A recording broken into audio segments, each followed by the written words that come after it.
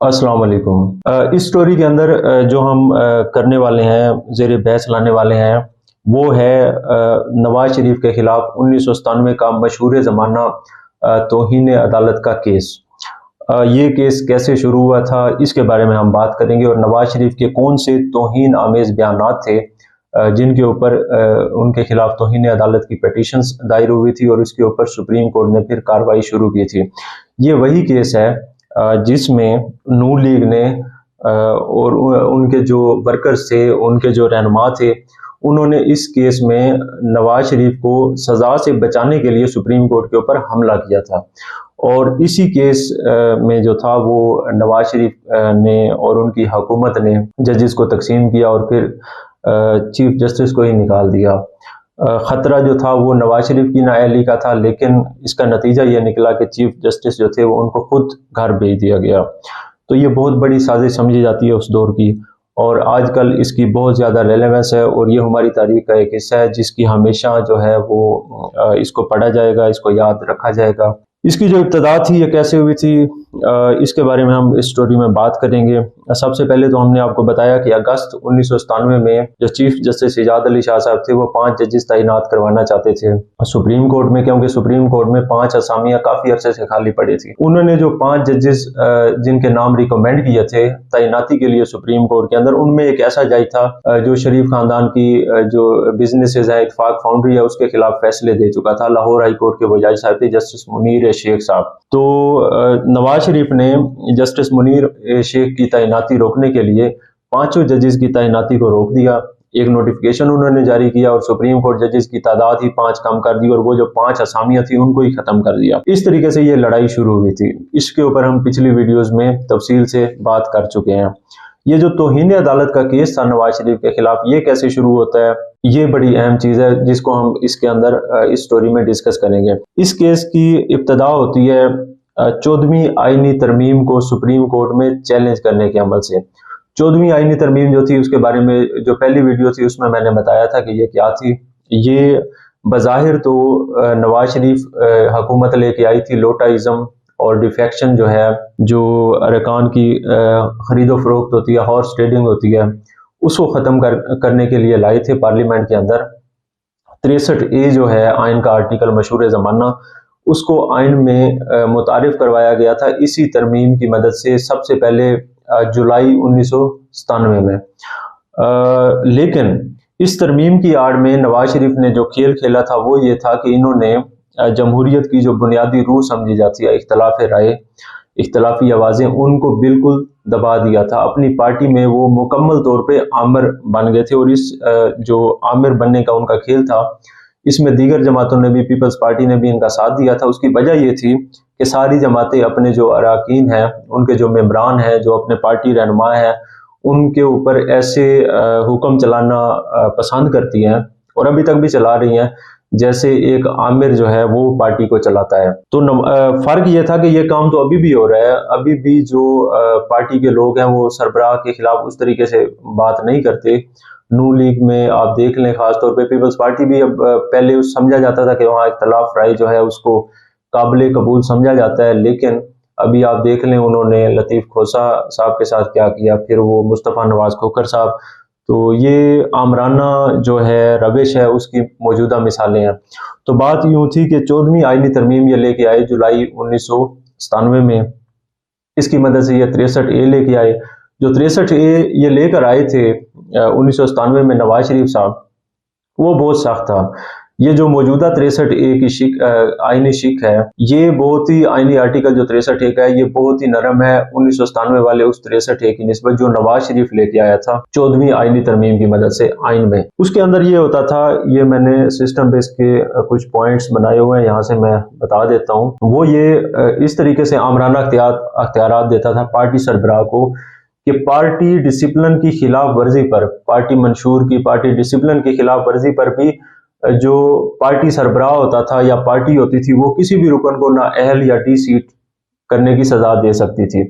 और election commission जो था वो सिर्फ ये करता था कि पार्टी सरबराह जो था वो नाअहली करता था, इलेक्शन कमीशन जो था वो اس حکم کی تعمیل کر دیتا تھا اور منحرف رکن کے خلاف پارٹی سربراہ کے فیصلے کی توثیق کر کے سیٹ کو صرف خالی قرار دیتا تھا الیکشن کمیشن، یہ اس کا کام تھا۔ اور الیکشن کمیشن یہ کرتا تھا کہ خالی شدہ سیٹ پر ضمنی الیکشن کے شیڈول کا اعلان جاری کرنے کا اس کا صرف اتنا اختیار رکھا تھا۔ 63A جو ابتدائی تھا اس میں، اور 63A جو ابتدائی تھا اس میں یہ بھی کہا گیا تھا کہ اس فیصلے کو سپریم کورٹ سمیت کسی بھی عدالت میں جو متاثرہ رکن ہوگا، جس نے اختلاف رائے کی جرات کی ہوگی، جس نے پارٹی ڈسپلن توڑنے کی جرات کی ہوگی، وہ اس کو چیلنج بھی نہیں کر سکتا تھا۔ تو یہ اس طرح کی سخت ترمیم تھی۔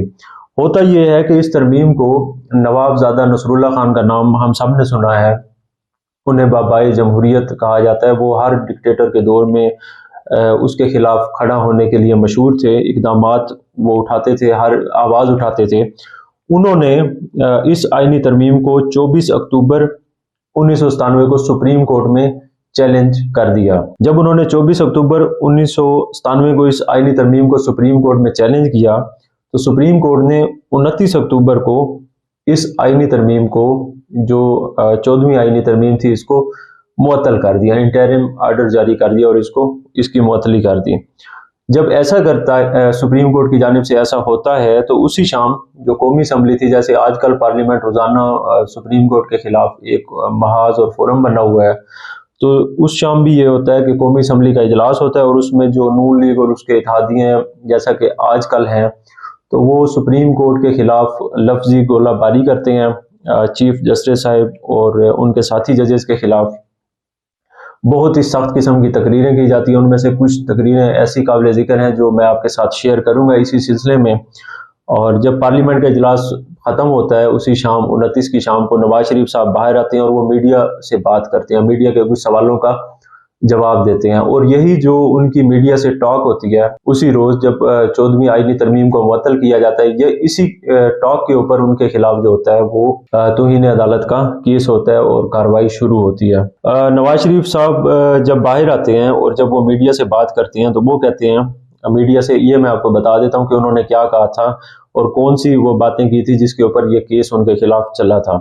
نواز شریف نے کہا، جب تک میں سمجھتا ہوں کہ اس ججز کی تقرری کا جو معاملہ ہے اس کو تو ہم نے بڑے احسن طریقے سے اس کا فیصلہ کر لیا ہے، کیونکہ اس وقت حکومت نے یہ اعلان کر دیا تھا اور ججز کی تعداد کم کرنے کا نوٹیفیکیشن بھی واپس لے لیا تھا کہ ہم یہ جو ججز کی تعیناتی سجاد علی شاہ صاحب کہہ رہے ہیں یہ کر دیں گے، لیکن انہوں نے کی نہیں تھی تعیناتی اس وقت تک۔ اور اس سے پہلے ایک چیز میں آپ کو یاد دلا دیتا ہوں کہ 18 اکتوبر کو چیف جسٹس نے اس وقت کے صدر فاروق لغاری کو خط لکھا تھا اور انہیں بتایا تھا کہ جو ان کے ساتھی ججز ہیں، انتظامیہ ان کے مابین آپس میں سپریم کورٹ کے ججز کے مابین انتظامیہ جو ہے نواز شریف حکومت پھوٹ ڈال رہی ہے۔ یہ چیز وہ صدر کے ریکارڈ پر لے آئے تھے 18 اکتوبر کو، یہ 29 اکتوبر کی بات ہو رہی ہے، یہ جو تقاریر ہو رہی ہیں یہ چیزیں ہو رہی ہیں۔ تو اس میں نواز شریف کہتے ہیں کہ انہوں نے سپریم کورٹ نے 1.5 دن میں اس کو معطل کر دیا ہے، جیسے کہ آج کل کہتے ہیں۔ یہ موجودہ قانون سازی جو سپریم کورٹ اور چیف جسٹس کے خلاف تھی، اس پر بھی اسی قسم کی تقریریں کی جا رہی ہیں۔ اس کے اندر نواز شریف نے جو اور باتیں کی تھیں وہ یہ تھیں کہ پارلیمنٹ آئین بنانے اور اس میں ترمیم کرنے کا اختیار رکھتی ہے۔ پارلیمنٹ یہ جاننا بھی چاہے گی کہ اس ترمیم کو کس طرح معطل کیا گیا ہے اور اس کے لیے کون سا اختیار استعمال کیا گیا ہے۔ اس ترمیم کے ذریعے پاکستان کی سیاست سے گند صاف کیا گیا تھا، ہارس ٹریڈنگ اور لوٹائزم کی لعنت کو ہمیشہ کے لیے دفن کر دیا گیا تھا، اور کل عوام پڑھیں گے کہ اس کو چیف جسٹس صاحب نے دوبارہ ریوائیو کر دیا ہے۔ سپریم کورٹ کے اوپر الزام انہوں نے لگایا کہ سپریم کورٹ نے لوٹائزم جو تھی اس کی تجدید کر دیا، دوبارہ سے اس کو بحال کر دیا ہے۔ تو اس طرح کی انہوں نے کہا کہ 1.5 دن کے اندر جو یہ آئینی ترمیم کی معطلی ہے یہ کس جمہوری ملک کے اندر ایسا ہوتا ہے، یہ نواز شریف نے صحافیوں کے سامنے سوال اٹھایا۔ اس تقریر کے اوپر جو تھا 30 اکتوبر کو Muhammad Akram Chaudhry advocate additional secretary supreme court bar association تھے، انہوں نے اس پریس ٹاک کے اوپر سپریم کورٹ میں نواز شریف کے خلاف اور ان کے جو پارلیمنٹیرینز تھے جنہوں نے سپریم کورٹ کے خلاف بیانات دیے تھے، اس کے خلاف جو اخباری تراشے پیش کیے گئے تھے سپریم کورٹ کی درخواست کے ساتھ، ان میں ایک نوائی وقت کا تھا جس میں یہ بیان تھا نواز شریف کا کہ چیف جسٹس نے لوٹائزم کو زندہ کر دیا، ایک یہ تھا۔ دوسرا روزنامہ جنگ کی ایک ہیڈ لائن تھی کہ چیف جسٹس نے کس اختیار کے تحت لوٹا کریسی کا دروازہ کھولا؟ نواز شریف کا یہ بیان تھا۔ اور پارلیمنٹ کی بالادستی کو قائم رکھیں گے۔ یہ جب درخواستیں دائر ہوتی ہیں 30 اکتوبر کو، تو اس کے بعد چیف جسٹس جو تھے سید سجاد علی شاہ صاحب، انہوں نے اپنی سربراہی کے اندر 3 رکنی بینچ بنا دیا اور نواز شریف اور دیگر جن کے خلاف درخواستیں دائر ہوئی تھی ان کو نوٹس جاری کر دیے سماعت کے لیے اس کیس کے۔ تو یہاں سے جو ہے یہ سارا شروع ہوتا ہے، جو کیس ہوتا ہے نواز شریف کے خلاف توہین عدالت کا، اس کی ایسے ابتدا ہوتی ہے۔ اور اسی کیس کے اندر آگے پھر یہ ہوتا ہے کہ نواز شریف کو جب اپنی نااہلی نظر آتی ہے اور انہیں لگتا ہے کہ جو فیصلہ ہوگا ان کے خلاف ہوگا، تو نون لیگ جو ہے پلاننگ کے تحت ججز جو ہیں ان کو آپس میں لڑاتی ہے، ان کے اختلافات کو، معمولی اختلافات کو بڑھاوا دیتی ہے، بریف کیسز، مبینہ بریف کیسز چلتے ہیں، اور جسٹس رفیق تارڑ جو ہیں وہ اپنا کردار ادا کرتے ہیں۔ اور اس کے بعد سپریم کورٹ پر فزیکل اٹیک بھی ہوتا ہے، ایک وقت میں 2 چیف جسٹس صاحبان بن جاتے ہیں، اور ایک تماشا بنا دیا جاتا ہے پورے ملک کی جو اعلیٰ ترین عدالت ہے اس کو۔